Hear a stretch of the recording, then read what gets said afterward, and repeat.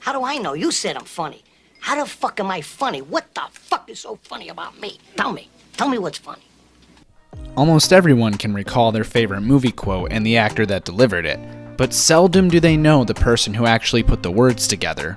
The name of the person responsible for those quotes appears briefly at the end of the credits, just right before the director generally. Rarely are they present for press tours or seen during interviews, yet the architect of every film, the screenwriter. The reason they're overlooked by the public spotlight quite possibly could be the stereotype that's associated with writers as being antisocial, less talkative people, which may hinder the interest of the public. But another reason could be the lack of appreciation from studios and the press the screenwriters have endured since the beginning of the film industry. Individual screenwriters aren't treasured like actors or directors from studios or media outlets. An example being the last writer to host Saturday Night Live was Buck Henry in 1980, and the last writer to have a contractual multi-movie deal by a major studio was William Goldman. The director has traditionally been known to be the true author of a film. But what does that make the actual authors who build the worlds, write the words, and essentially create the blueprint for the movies? But to make yourself feel nothing, so as not to feel anything. What a waste. There have been many screenwriters throughout history who have stayed on the page and never moved into the director's chair or acted on screen. But the screenwriters who have attained the most critical and commercial success also direct their films, with the creative power establishing them as auteurs. Examples include Stanley Kubrick, Quentin Tarantino, Paul Thomas Anderson, and Sofia Coppola.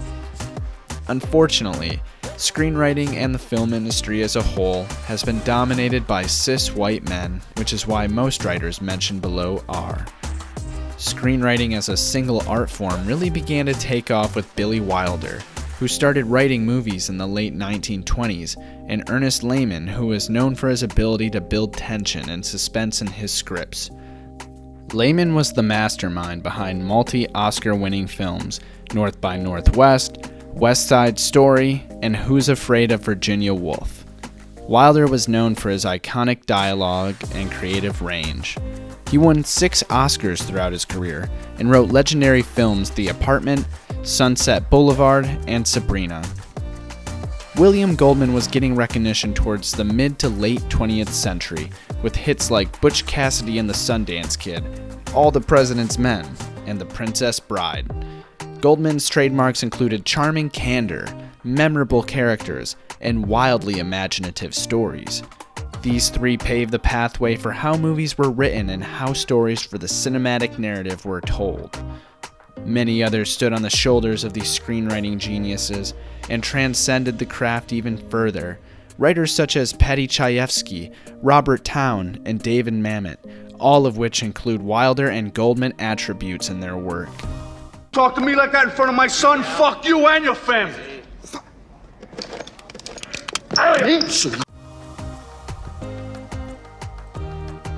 Not long after Goldman and Wilder's heydays, someone who genre-bended stories from a perspective not too familiar in cinema at the time was coming on the scene. Her storytelling style in the rom-com genre has dominated the big screen since. Screenwriter Nora Ephron. Ephron essentially created the modern-day romantic comedy with powerful female characters, as can be seen in her films When Harry Met Sally, Sleepless in Seattle, and You've Got Mail. As far as modern screenwriters go, Aaron Sorkin is arguably the most critically and commercially successful contemporary screenwriter. Charlie Kaufman is a well-renowned postmodern screenwriter as well, writing innovative cinematic achievements like Eternal Sunshine of a Spotless Mind, Being John Malkovich, and adaptation. Noah Baumbach followed a similar path, writing alongside legendary filmmaker Wes Anderson before making his directorial debut. Diablo Cody is one of the sharpest and most inventive writers of the 21st century too, with her unique and brilliant film Juno and Young Adult. As it's become easier to find ways to record quality content, more and more screenwriters are taking their chances shooting and editing their own. You're my moon, my stars, you're my whole galaxy. Mavis. A screenplay, generally, is a story about a character with a problem.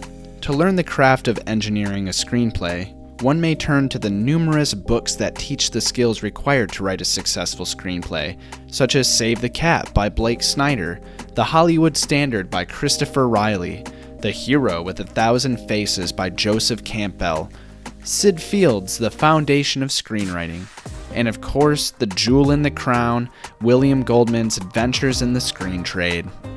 These books do offer some incredibly insightful knowledge on the history of screenplays, storytelling methods that have worked in the past, and what producers are looking for when reading a script. Because you're like the coolest person I've ever met, and you don't even have to try. Screenplays follow many structures. There's the traditional 3-act structure, with a setup complication, then resolution. Typically in this structure, a character starts in a zone of comfort. Something pivotal happens, and they have to overcome adversity to traverse, which they usually always do. Most movies are written in 3-act structures, such as Star Wars, Raiders of the Lost Ark, and Die Hard. Then there's the observational structure, which is like a series of vignettes in which a character deals with several smaller problems, not one big one. A prime example of this would be any of David McDougall's films, or Richard Linklater's Slacker. Another popular structure is the parallel hyperlink structure, where multiple stories are told and usually every character in the film is connected in some way. Examples of this structure are Oscar-winning films Crash and Magnolia. These are important storytelling techniques that were discovered in the writing process of creating cinema. There's no doubt that every member of the production process is equally as important to making a great film, but the screenwriters are the ones who draw the blueprints for everyone to work off of. Screenwriters deserve to be praised equally as much as the actors and directors are by the press and studios, and it's time to change society's perspective of them. I am going to eat your soul and shit it out, Nicky!